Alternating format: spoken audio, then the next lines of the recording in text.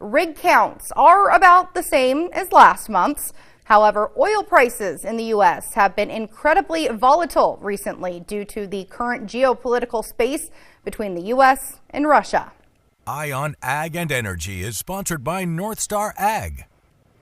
Covered in this week's Director's Cut for the state's August oil production numbers, the North Dakota Department of Mineral Resources saw an increase almost immediately in prices following President Donald Trump's sanctions on Russia, affecting two of the biggest Russian oil companies. Since last week, oil prices have risen by roughly $3 to $4 per barrel.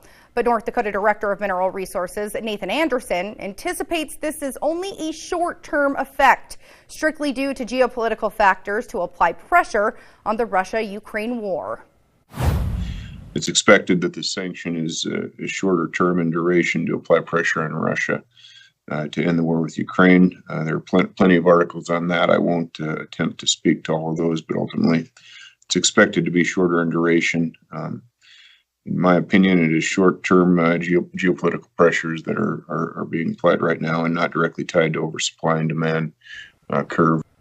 A graph provided by the U.S. Energy Information Administration shows that world production to world consumption of oil is on the same trend to date. It's the curve that Anderson says drives the prices long term, backing up the fact that prices should remain in good standing if this ends up being short term.